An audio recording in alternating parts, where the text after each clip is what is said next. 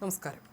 സംസ്ഥാനത്ത് പ്രതിപക്ഷ നേതാവായി പിണറായി വിജയനെ തീരുമാനിച്ചതിനെതിരെയും അദ്ദേഹത്തിന്റെ ശാരീരിക അവശതകൾ ചൂണ്ടിക്കാട്ടിയും CPM ആലപ്പുഴ ജില്ലാ കമ്മിറ്റിക്ക് കീഴിലുള്ള അഭിഭാഷക ബ്രാഞ്ച് അംഗവും തോമസ് ഐസക്കിന്റെ മുൻ അഡീഷണൽ പ്രൈവറ്റ് സെക്രട്ടറിയുമായ ഗോപകുമാർ മുകുന്ദൻ പങ്കുവച്ച ഫേസ്ബുക്ക് പോസ്റ്റ് രാഷ്ട്രീയ വൃത്തങ്ങളിൽ വലിയ ചർച്ചയാകുകയാണ്. ഒന്നാം പിണറായി വിജയൻ സർക്കാരിന്റെ കാലത്ത് ധനമന്ത്രിയായിരുന്ന തോമസ് ഐസക്കിന്റെ ഓഫീസിൽ നിർണായക ചുമതല വഹിച്ചിരുന്ന വ്യക്തിയാണ് ഗോപകുമാർ. മയ്യാരത്ത് ശങ്കരൻ അവാർഡ് ദാന ചടങ്ങിൽ പ്രസംഗിക്കാനെത്തിയ പിണറായി വിജയൻ വേദിയിലെ ഇടുങ്ങിയ പോഡിയത്തിന്റെ പ്രയാസങ്ങൾ പങ്കുവെക്കുന്ന ദൃശ്യങ്ങൾ മുൻനിർത്തിയായിരുന്നു ഗോപകുമാറിന്റെ പരസ്യ പ്രതികരണം. താൻ പിണറായി വിജയൻ ഒരു യോഗത്തിൽ പ്രസംഗിക്കാൻ വരുന്ന ദൃശ്യങ്ങൾ കണ്ടുവെന്നും ഇടുങ്ങിയ പോഡിയത്തിന്റെ പ്രയാസം പറയുന്ന അദ്ദേഹത്തിന്റെ വാക്കുകൾ വാസ്തവമാണെന്നും ഗോപകുമാർ കുറിച്ചു. ഒരടി പിന്നോട്ട് വെച്ചാൽ വീഴുമെന്ന അവസ്ഥയാണ്. ഈ സ്ഥിതി ഒഴിവാക്കി സഖാവ് പിണറായി വിജയൻ വിശ്രമിക്കുകയല്ല വേണ്ടതെന്നും നമ്മുടെ കാലശേഷവും ഇടതുപക്ഷം വേണമല്ലോ എന്നും ചോദിച്ച അദ്ദേഹം വിശ്രമിക്കൂ പ്രിയ സഖാവെ എന്ന് പറഞ്ഞാണ് ഫേസ്ബുക്ക് പോസ്റ്റ് അവസാനിപ്പിച്ചത്. അദ്ദേഹത്തിന്റെ പോസ്റ്റ് ഇങ്ങനെയാണ്: ഇന്ന് സഖാവ് പിണറായി വിജയൻ ഏതോ ഒരു യോഗത്തിൽ പ്രസംഗിക്കാൻ വരുന്ന വിഷ്വൽസ് കണ്ടു. ഇടുങ്ങിയ പോഡിയത്തിന്റെ പ്രയാസം പറയുകയാണ് പിണറായി. വാസ്തവമാണ്. അടി പിന്നോട്ട് വെച്ചാൽ വീഴും. ഈ സ്ഥിതി ഒഴിവാക്കി സഖാവ് പിണറായി വിജയൻ വിശ്രമിക്കുകയല്ലേ വേണ്ടത്. നമ്മുടെ കാലശേഷവും ഇടതുപക്ഷം വേണമല്ലോ. വിശ്രമിക്കൂ പ്രിയ സഖാവെ എന്നാണ് പോസ്റ്റ്. ഈ പോസ്റ്റിന് താഴെ അനുകൂലിച്ചും പ്രതികൂലിച്ചും നിരവധി ഇടതുപക്ഷ അനുഭാവികളും പാർട്ടി പ്രവർത്തകരും കമന്റുകളുമായി രംഗത്തെത്തിയിട്ടുണ്ട്. കഴിഞ്ഞ 10 വർഷം പിണറായിയുടെ ചങ്കൂറ്റത്തെയും നിശ്ചയദാർഢ്യത്തെയും കുറിച്ചും ഊറ്റം കൊണ്ടിരുന്നവർ ഇപ്പോൾ പരാജയത്തിന് പിന്നാലെ ആരോഗ്യ പ്രശ്നങ്ങൾ ഉന്നയിക്കുന്നത് ശരിയല്ലെന്നും തിരഞ്ഞെടുപ്പിൽ ജയിച്ചിരുന്നെങ്കിൽ അടുത്ത 5 വർഷവും ഇവർ വാഴ്ത്തുപാട്ടുകൾ പാടിയേനെയെന്നും ചിലർ വിമർശിക്കുന്നു. VS അച്യുതാനന്ദൻ എത്രാമത്തെ വയസ്സിലാണ് മുഖ്യമന്ത്രിയായതെന്ന് ഓർക്കണമെന്നും പിണറായിക്ക് എന്തെങ്കിലും പാളിച്ചകൾ പറ്റിയിട്ടുണ്ടെങ്കിൽ അതിന്റെ പൂർണ്ണ ഉത്തരവാദിത്തം CPM സംസ്ഥാന കമ്മിറ്റിക്കാണെന്നും വാദിക്കുന്നവരുണ്ട്. പാർട്ടി പ്രതിസന്ധിയിലാകുന്ന ഘട്ടത്തിൽ പരസ്യ പ്രതികരണത്തിലൂടെ പാർട്ടിയെ കൂടുതൽ പ്രതിസന്ധിയിലാക്കുന്നവർക്ക് കമ്മ്യൂണിസ്റ്റ് നട്ടലില്ലെന്നാണ് മറ്റൊരു വിഭാഗത്തിന്റെ ആക്ഷേപം. പ്രായത്തിന്റെ പരിമിതികൾ മുൻപും പല നേതാക്കൾക്കും ഉണ്ടായിട്ടുണ്ടെന്നും ഗോപകുമാറിൽ നിന്ന് ഇത്തരമൊരു ഭാഷാ പ്രയോഗം പ്രതീക്ഷിച്ചില്ലെന്നും പറഞ്ഞ് സങ്കടം രേഖപ്പെടുത്തിയവരും കുറവല്ല.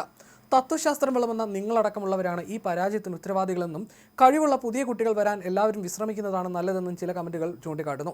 VS അച്യുതാനന്ദനെ മുൻനിർത്തിയും വലിയ സംവാദങ്ങൾ കമന്റ് ബോക്സിൽ നടക്കുന്നുണ്ട്.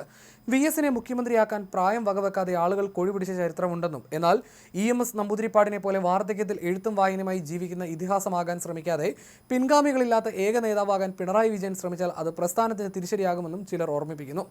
ഇയർ ഓഫ് എന്റർപ്രൈസസ് വഴി ലക്ഷക്കണക്കിന് സംരംഭങ്ങൾ വന്നിട്ടും പരമ്പരാഗത മേഖലകളായ കയർ, കൈത്തറി, കശുവണ്ടി തൊഴിലാളികളെ രണ്ടാം സർക്കാർ പരിഗണിക്കാതിരുന്നതാണ് പരാജയത്തിന് കാരണമെന്ന് മുൻ ധനമന്ത്രിയുടെ ഓഫീസിലെ അനുഭവങ്ങൾ പങ്കുവച്ച് ചിലർ വിശദീകരിക്കുന്നുണ്ട്. യുവതലമുറയെ വളർത്താൻ എന്ന പേരിൽ അനുഭവ സമ്പത്തുള്ളവരെ മാറ്റിയതും ജനങ്ങളുടെ മനസ്സറിയാതെ പ്രവർത്തിച്ചതും തിരിച്ചടിയായെന്നും പാർട്ടി അംഗങ്ങൾക്കിടയിൽ തന്നെ സർക്കാർ അന്യവൽക്കരിക്കപ്പെട്ടുവെന്നും വിമർശനമുയരുന്നു. ഗോപകുമാറിന്റെ ഈ പോസ്റ്റ് തികച്ചും മോശം രീതിയിലുള്ളതാണെന്നും നിലവിലെ ഗൗരവമുള്ള രാഷ്ട്രീയ വിഷയങ്ങളെ ചോർത്തിക്കളയാൻ മാത്രമേ ഭൂരിഭാഗം പേരും അഭിപ്രായപ്പെടുന്നു. ധനമന്ത്രി KN ബാലഗോപാലിനെ മുൻപ് വിമർശിച്ച കാര്യവും ചിലർ ഇതിനൊപ്പം ഓർമ്മിപ്പിച്ചു.